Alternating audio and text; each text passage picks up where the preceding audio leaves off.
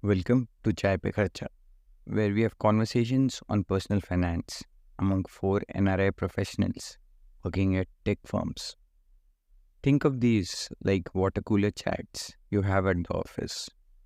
Only this time, you will have Ishan, Madhvesh, Rohit, and Siddharth as colleagues you will be listening into.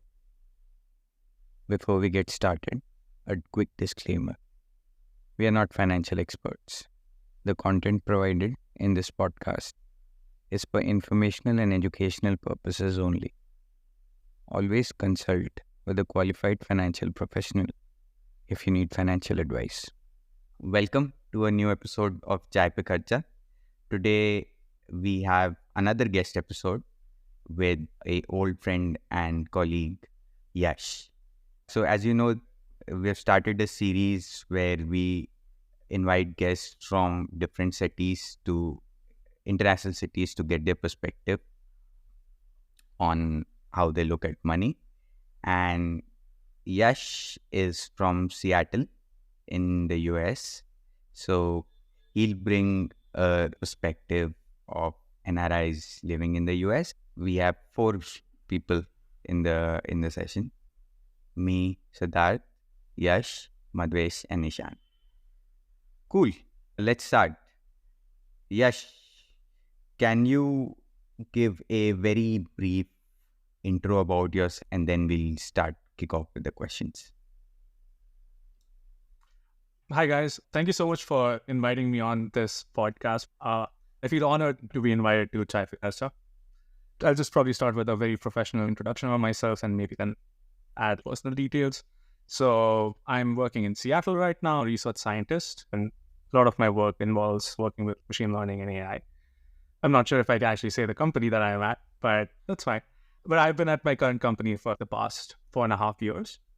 That's also the duration that I've been in Seattle. Before that, I was doing my grad school in the US. And before that, I was in India.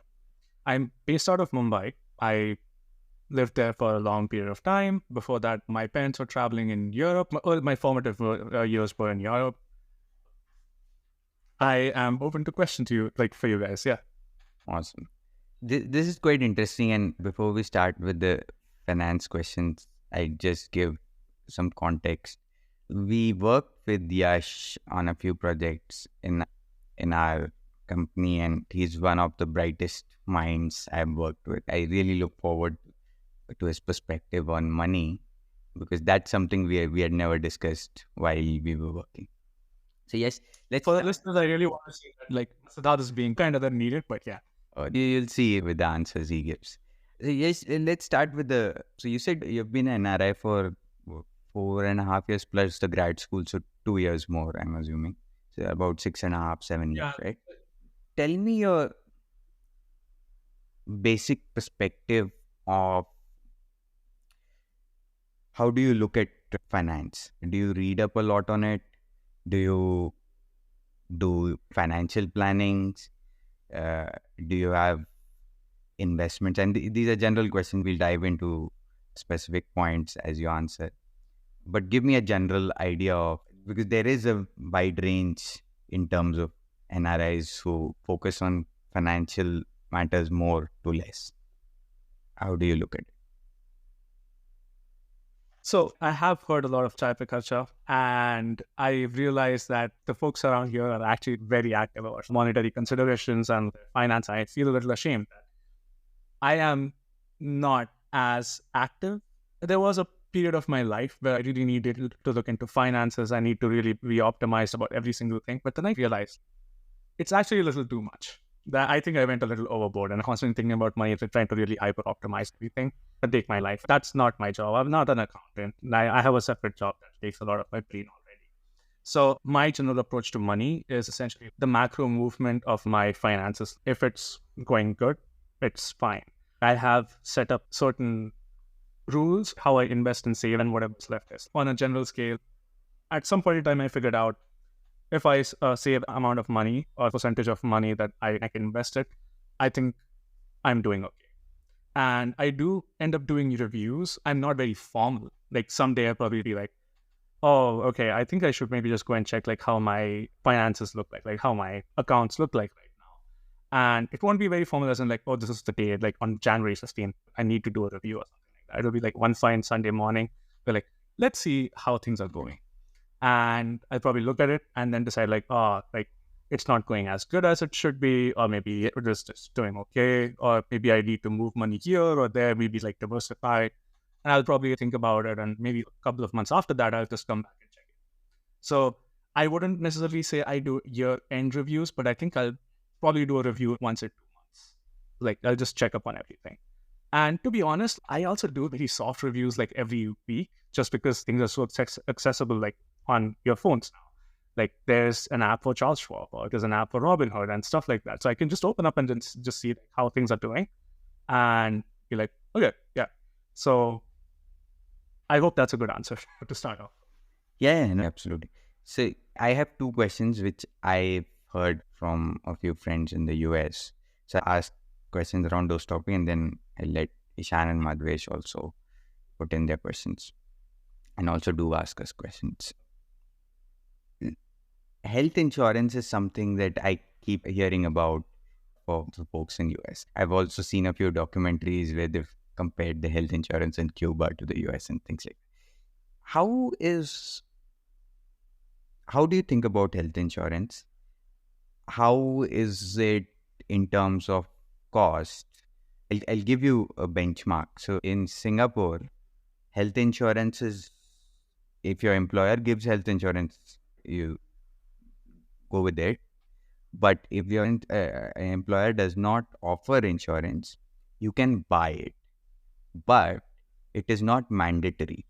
So you can also be without health insurance and pay health costs when you visit a doctor. And it won't bankrupt you unless it's a severe problem, you're hospitalized for a long time or critical illness. How is it in the US? Now, this is a very controversial question, actually. So, like, if your employer gives you a good insurance, then that actually relieves you of a lot of stress. So, for example, the company that I work at, they have a pretty good insurance. So, like, that thing is really taken care of. I don't really need to think twice about it. My co-pays and my deductibles, they are actually very good. They're best of market. So, I'm pretty happy about that. And my employer covers the cost in entirety. So, that's awesome. But I don't think that every person in the US is as fortunate. There's a lot of other tech companies that don't really offer as good insurances as my current employer does. Let me give you a scenario. If you were not working in this company and your employer wasn't giving good insurance, then what would your approach be? Buying or not buying insurance in the US? Do you need it as much? It's actually very expensive. Like, I think going without insurance is definitely the most expensive thing that you could actually try doing. But then if you don't really have a good insurance, it's going to be really expensive. And good insurance, like outside of employers, is actually very difficult to pay for as well. The monthly payments are going to be really high. A government also has default insurances that you might have to pay for, but maybe the coverages aren't that great. So yeah, there's a lot of issues in the US. So if you're not really employed and don't really have good insurance coverage, I think you are in trouble. And that is quite an unfortunate situation because I have known a few people who've been in debt because of bad insurance coverage, medical expenses. So even if you're going to the hospital or to the ER for, let us say, a cold, without insurance, it's easy to reach like $1,000. So yeah, $1,000? a couple of hours. Yeah, that's actually a very small amount. So each of these like tests, like MRIs and stuff like that, they're really expensive, like a couple of grand or maybe something like that. I don't know. I've never really gone for like something like outside of insurance, but it won't be an exaggeration if I say like an MRI would be a couple of grand, like a couple of $1,000. Like, yeah. So that's the scale of like expense. So health insurance is a must. Yeah. Go on.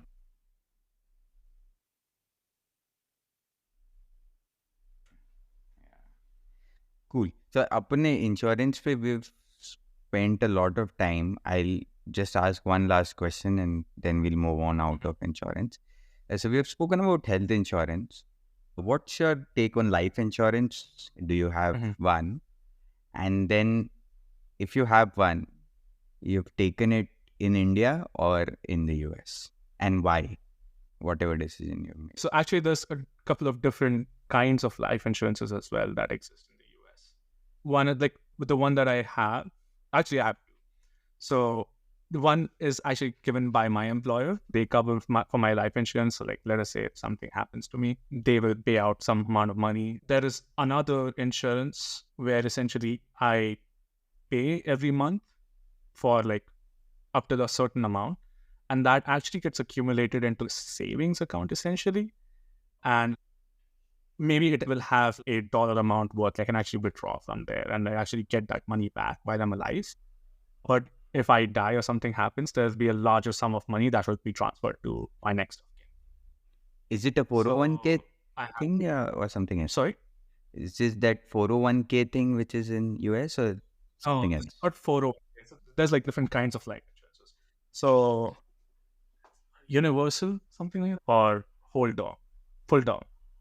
That's what it's called. I can be like I can share like the actual like terminology later on, but there's like different kinds of like insurances that like essentially there's one like where you keep paying and if something happens to you while you're paying, you get the money back. This is where essentially you pay for a certain amount of period for a period, and then even after that, like for your entire life, like once you're done paying, you like even after that, you if something happens, they'll still cover you. Hmm. So this is a second kind, and actually also have a.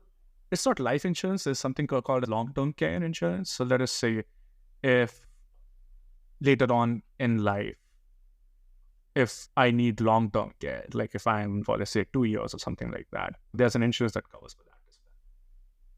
Yeah, in the state of Washington, where Seattle is, they were about to mandate this type of insurance. If you don't have insurance from a private provider, then you have to pay a certain portion of your salary as tax to the government so that they can actually give you long-term care. But I guess like they mandated that and then they repealed it. They took it back after that, but then I decided to continue with a private provider. So insurances, so apart from the employer one, the other two are the ones that you have voluntarily chosen and are not mandatory. Why not in India? Why didn't you take your insurance in India compared to That's US? that's a good question because my family is in the US. So yeah, that's the major Makes sense. reason. So if my family was in India, I would definitely think about that. So let's, unless there are questions about insurance, Madhvesh, Vishan, we'll move on. Good. Okay. Let's move on to more on the investment side of things. Mm-hmm. Start with the markets. So are you investing in the US market and India market and some other foreign market? Or are you just investing in the US market or just in the India market? And then we'll go on to the specifics of why and then what.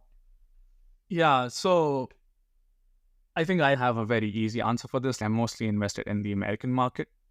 I personally do not have Indian investments. I guess my parents definitely do. So I'm like by proxy invested in the Indian market, but I'm not really actively investing in that. I'm mostly in the American market because I feel I'm much more comfortable because of like the people I'm surrounded with. I have much more information over here. It's easier access. Things are much more convenient to work with over here. And I probably will not lose value of my, let us say, dollar currency right now. If I send it to India, invest over there versus like keep it over here, but the amount of like returns that I'm getting. So I haven't really, I wouldn't say like I've put in so much thought, but that is definitely, these are the factors why I'm invested in the American market. Acha, before we go into the investment follow-up questions, let me ask you a slightly connected question.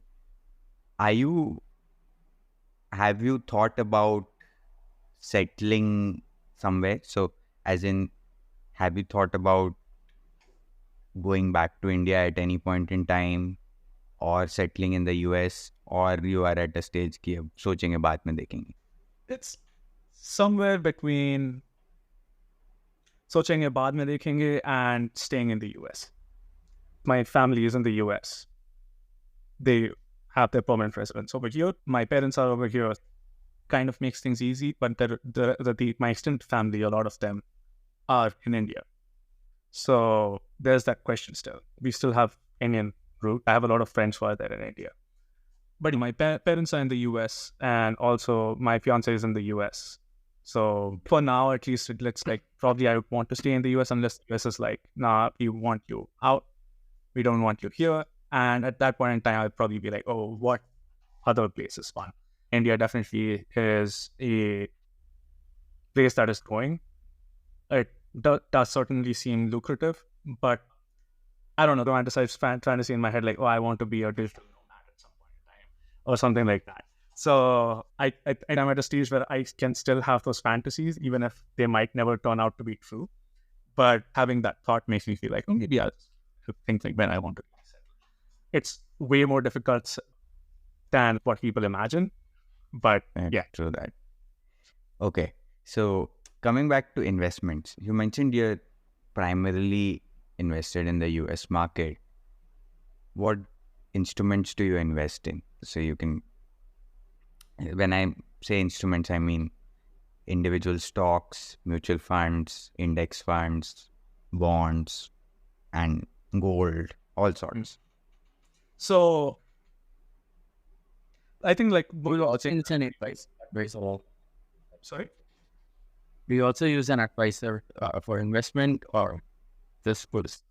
Yeah, so I've been reached out by people like by advisors and stuff like that, by other companies for like mutual funds, trying to manage money and stuff like that. For the time being, like just looking at market results, like if you are invested in like ETFs like S&P 500 and things like that, you're probably doing as well as like or better than like the investors. The investors are mostly like trying to play hedge, right? So they're trying to make sure that you're not really like going as down in the down market as you would, but probably you're also not getting as much like as positive like returns that the market would give in like a bullish run or something like that. So the short answer is like that. No, I don't really have an advisor right now. Maybe I'll want to consider it. I know a lot of people who have and speak like volumes about them. Maybe I'll reach out, but right now I think things are going okay with my finances, like on my own, me working like passively on this. Plus, like I think I might have to give money to like the advisors. So that's another thing. Like I'll have to part away with my money for something that may or may not give me a return, something like that. So does that always there in the back of your head? We've had 2 advisor episodes, so you can check those out to get opinion made. Plug in. Definitely. I went through one of them, like, but I know like Aditi, I think one of the advisors was Aditi. Yeah, I think I went through that one. That was a pretty cool episode. So right now, I feel like maybe I want to be a bit more hands-on. I know I earlier said I'm a bit passive, but I still want to be hands-on. I aspire to be like you guys who are so passionate about tracking the stock market or doing daily trades or something like that, but I just am not. Right. So with respect to advisors, no, I don't have an advisor. We'll think about it later. With respect to my distribution of investments, most of it is in the form of stocks. I mean, that I'm invested in a lot are again like ETFs of stocks. Let us say like VU and VGT, they are essentially tracking the top 500 stocks that are there or something like the tech stocks and stuff like that. So I'm mostly invested in that. And I have also played a gamble. Now, my employer also gives me stocks as a part of my remuneration. And when I joined the company, had decided for the first 4 years, I'm not going to sell a single stock. Because I believed that the company would do much better than the market. I've seen that, I mean, in hindsight, like, I think even then when I made that decision, I knew it was very stupid, like financially, but I wanted to be bullish because I felt like I would do better than the market. In hindsight, I think I did quite well, even though we saw ups and downs, but I think we still did better than the market. So a lot of my net worth is still invested in the company. I would say don't do it. It's not worth it. But that was a decision that I made 4 years ago. I knew about the risks, so to each his own. But yeah, I did that. And I've also done some individual stock investments. I don't know if you guys are following the Dogecoin trend or not. At one point in time, I had invested myself in some crypto, a very small amount, and Doge went like 100 times. So I actually made quite some money on Dogecoin. I just invested like $100 just for fun before things went really crazy. So I saw some huge gains. So I definitely saw my Doge investment over a period of a week or something from 3 digits to 5 digits, which was actually insane. So I was pretty happy about that. I do some fun investing here and there.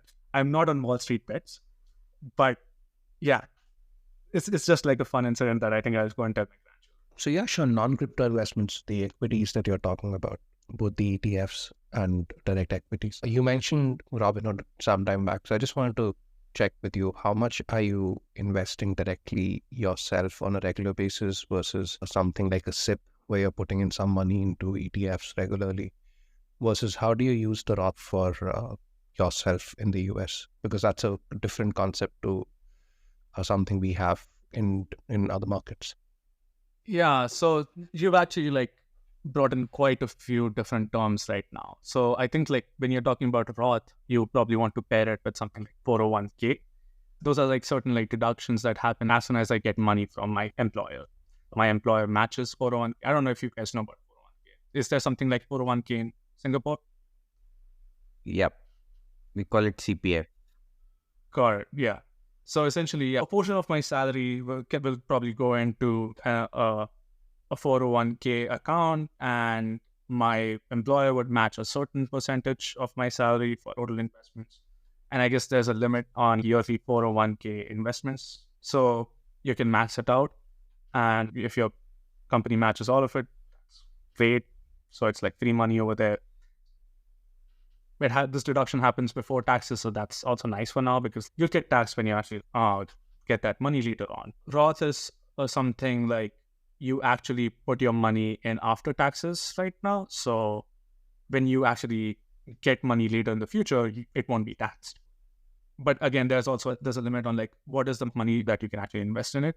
There are other ways to add Roth. I won't get into the nuances right now, but there's also a limit on the amount of yearly amount you can put into a Roth or a 401k like that.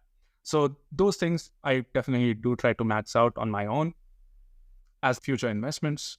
Again, a part of my remuneration is in the stocks, so that's always there. And from the stuff I get every month, I try to put a portion of it into like ETFs. So my ETFs, a lot of them are on Robinhood. So I just simply transfer that money into Robinhood, and through Robinhood, I get like a bunch of like ETFs here and there. Sometimes I also buy individual stocks, which I feel will do better than the market. But there's another thing that I can say, like I definitely try to put some money away into like a savings account. So essentially like a more like higher yield, like higher like interest, like savings accounts. That's something that's also something I do with whatever like money that I get. There's this limit, like there's like set amount that as soon as I get money, I just put it in certain like different investments or like savings, and the rest is whatever is left, like splurge on myself. That's how I go. So one other question that I had, Yash,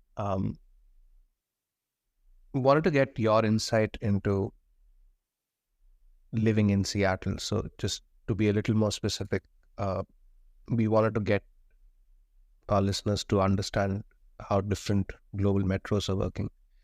So for Seattle particularly, what is your viewpoint on the cost of living versus taxation? Because I understand taxation also varies significantly from city and state because there are taxes at each level. So how does Seattle work out in terms of both taxes and cost of living? That's actually a very good question. So in the US, like most other countries, there's two kinds of taxes. There's federal, like for the entire country, and then there's state levied taxes. In the US, each of these states have options on what they levy taxes on. So a lot of states have taxes on the income as well as the sales of goods. Seattle is in Washington, and Washington does not have income tax. So there's no state income tax, which means there's only federal tax. So that's actually a way to say like, yeah, you're getting like free money. I mean, it's not free money, but yeah, you're paying higher taxes in different forms. So essentially King County, the county that Seattle is in, is notoriously famous for having the highest gas prices.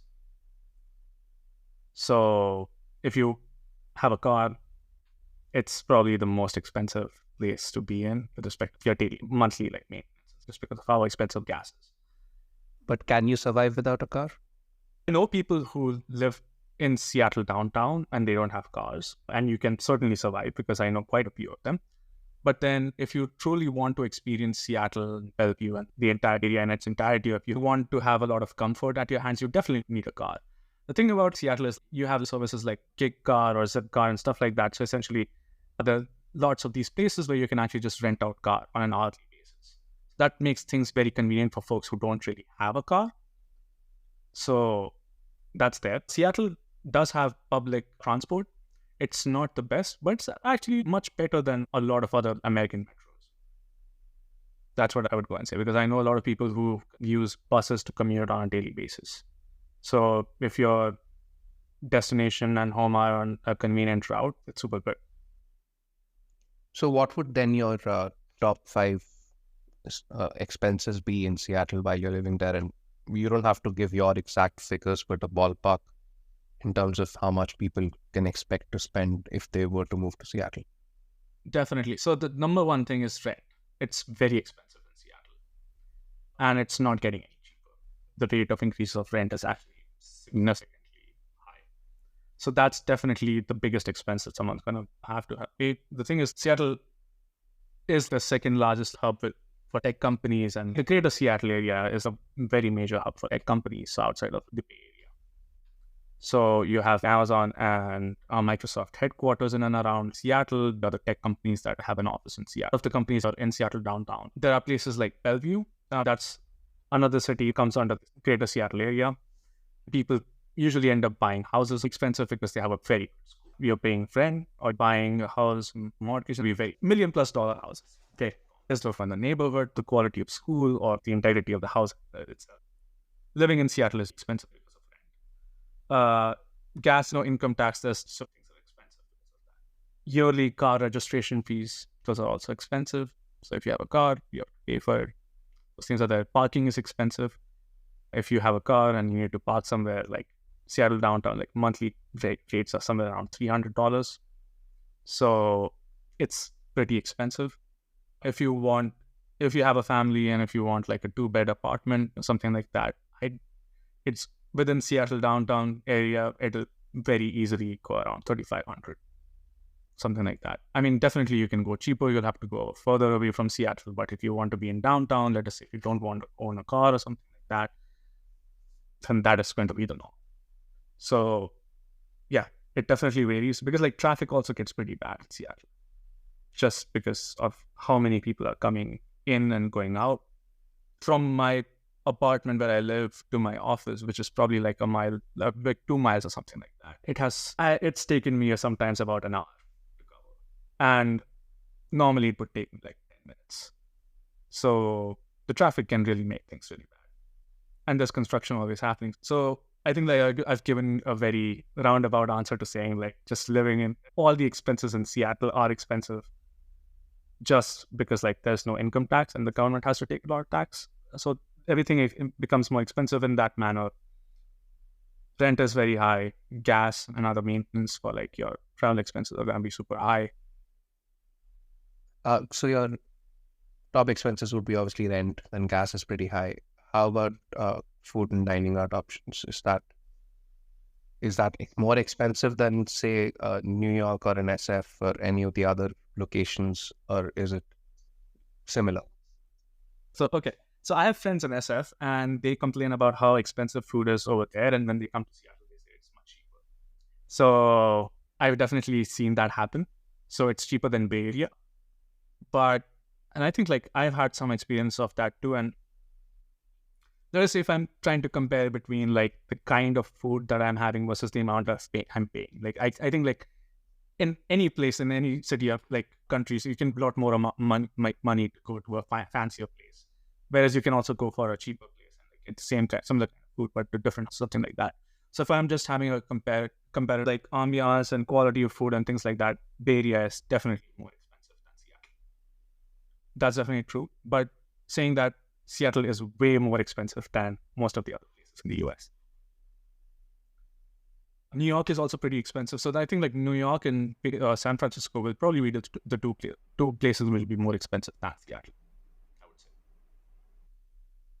This is the end of part 1 of the episode. We will continue next week with part 2. Thank you for listening in and stay tuned.